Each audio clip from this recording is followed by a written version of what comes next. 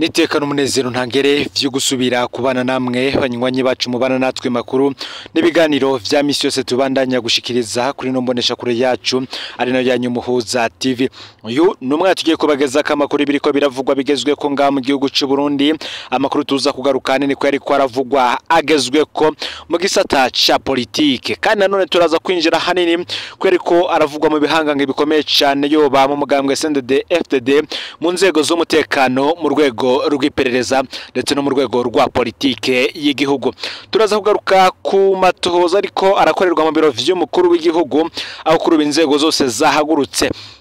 Ni nyuma ibimaze imisi vyibonekeza cyane kubishikira kubiba ahapfungiwe uwahoze ari umushikiranganje wa mbere wa leta y'u Burundi, akaba nawe yabaye umushikiranganje wa mbere kuri manda ya President Evariste Ndayishimiye, akaba ari we nta wundi ari Alain Guillaume Bunyoni.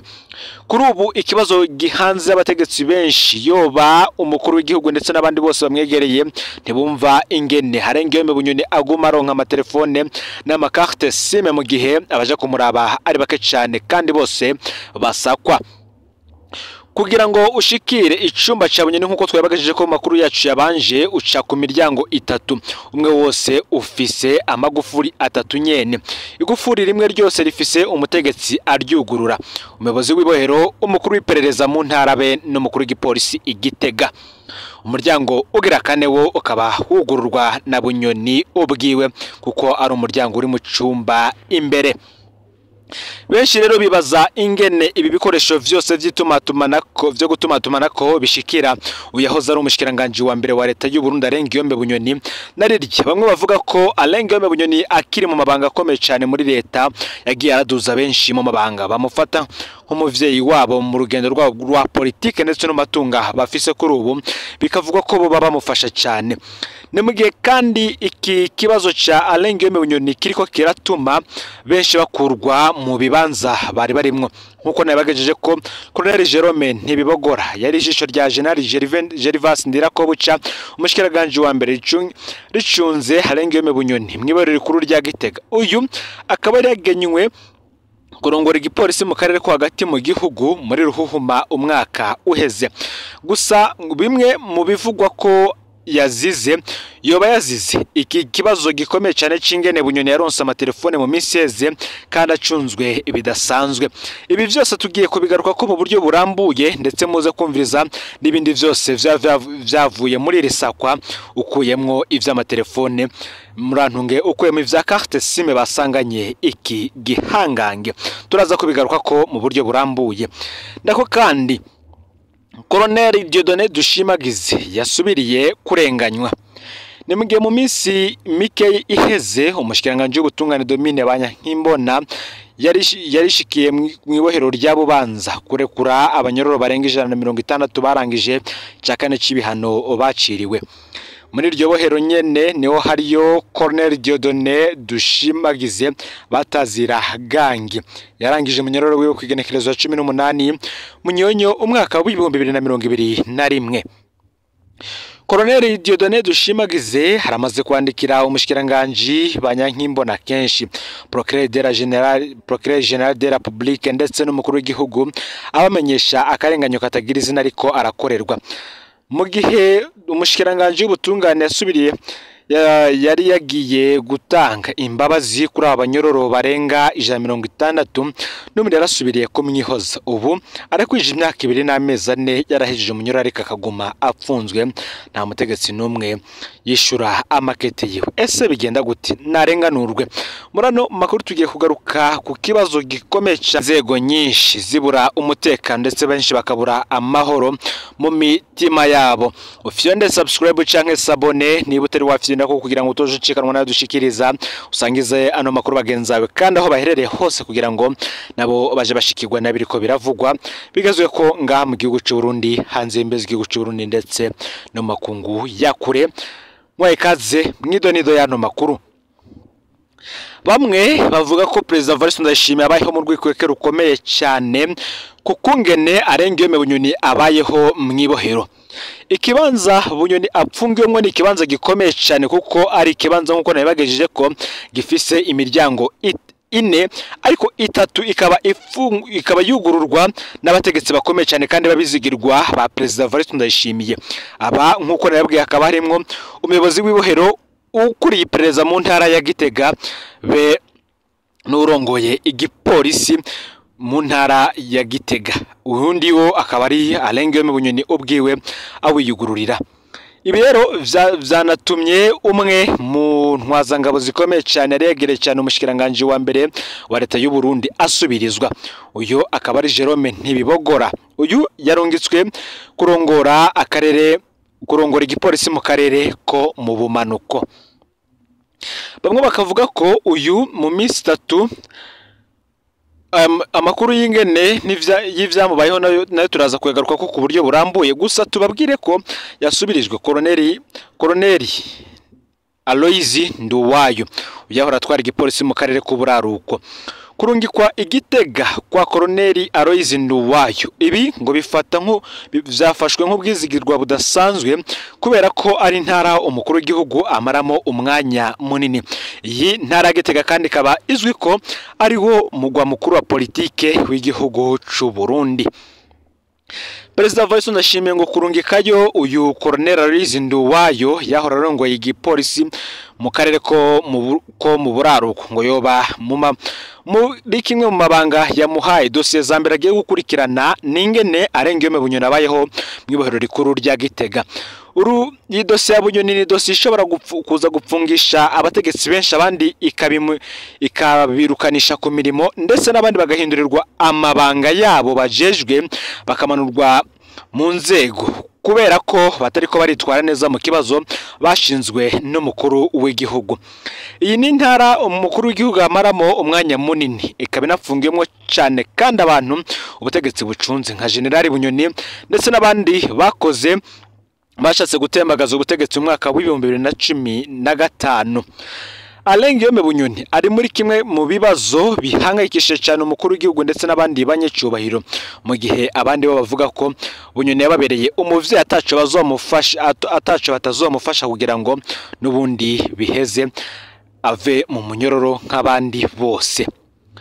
Ni mu gihe kandi uyu yaraye asubiriwe muri aya mabanga yo gutwara iyi ntara ariwe Koloneli Jerome Ntibibogora, n'ubundi nawe yagirizwa irindi kosa rikomeye cyane.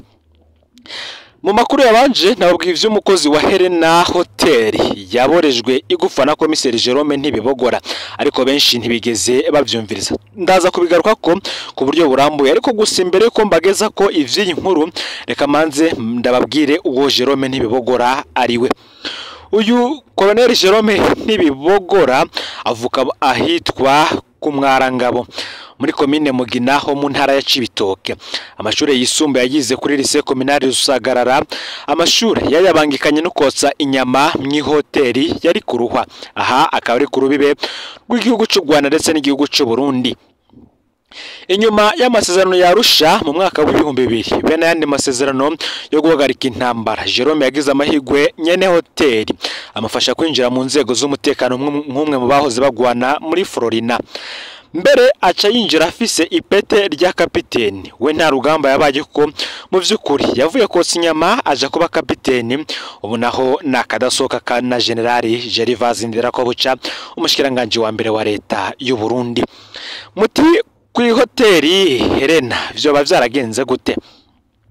Kwigenekerezo ya 18 Ntwarante uyu mwaka wa 2024 nibwo imbere y'umutaga Koloneli Jerome Ntibibogora agiye gufata imfungurwa muri iyi hoteli Helena Igitega. Ahejeje gufungura asaba ko bamuha kuriji yari ahabonye.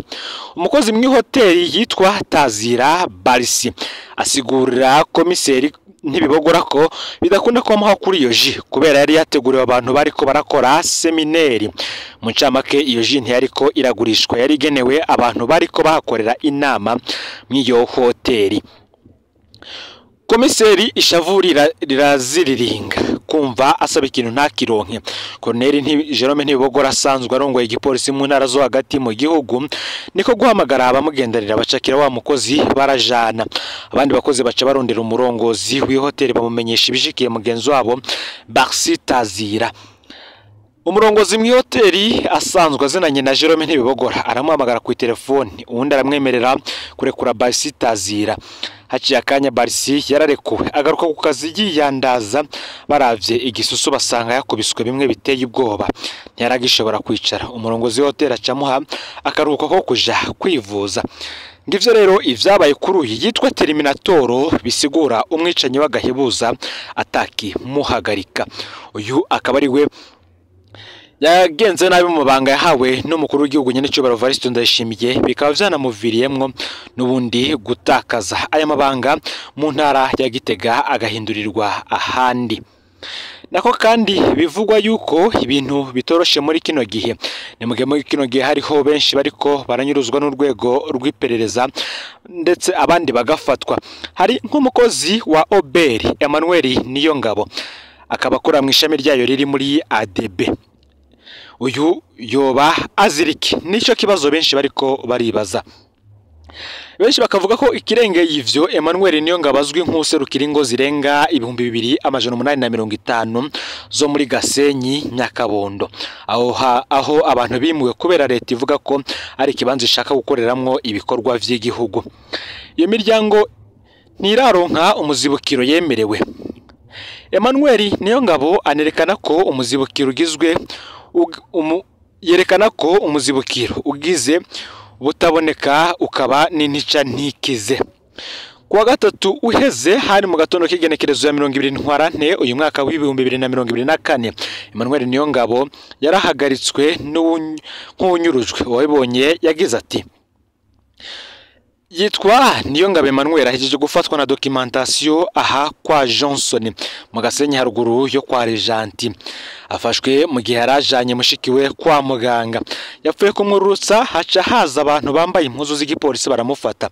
Aho hari hagati y'isaha imwe y'igitondo n'isaha imwe n'iminota 45 bamujanye mu modoka ifise plaque ubusa 529A, bivugwa ko ari ya komiseri wo mu Gatumba. Ni imodoka ya Emmanuel Niyongabo bayifashe barayijana. Emmanuel Niyongabo bamwe bakavuga ko yo bari korazira ubuvugizi akorera bene amatongo yo muri Gasenyi Nyakabondo. Amatwi adusumira Emmanuel Niyongabo amaze gufatwa yo baracishijwe muhira gutora impapuro zerekana iyo miryango avugira. Umwe akavuga ko leta yoba ishaka kumubuza kwitwara mu kibanza cabo bantu iriko irarenganya. Bamwe mu babandanije bavuga ingene Emmanuel yafashwe bakavuga ko yoba apfungiwe mu kibanza cyo mwiperereza. Ikintu gisigaye kitumvikana cyane, haraciye ingani. Bamwe bakavuga ati karaciye ingani gihinduke igihugu atana kimwe umunyagihugu akirekuriwe kubaza. Umuntu atwawe itongo ryiwe na leta, amategeko aratomora neza ko leta itegerezwa kumuha umuzibukiro ubereye mbere bikenewe akanahabwa irindi tongo. Ibibazo by'aba banyagihugu biramaze igihe kitari gito. Leta yemeye umuzibukiro amasera mu nzira, ayemewe nayo bene amatongo basanga ni hafi cakare c'amafaranga amatongo agurwa mu karere kabo. Aho gutora umuti ku kibazo c'abanyagihugu, inyishu ihindutse gutera ubwoba ububaserukira. Benshi bati narekurwe. Aya niyo makuru yaragezwe ko muri kano kanya. Ufyonde subscribe canke sabone niba utari wafyenda ko kugira ngo tojucikanwa nadushikiriza zangizo no makuru bagenzayo kandi aho baherereye hose kugira ngo batuje bacikanwa nabiriko biravugwa bigezwe ko ngaha mu gihugu c'u Burundi, hanze mbeze igihugu c'u Burundi ndetse no makungu ya kure. No Mpoza TV Imana iba hezagire.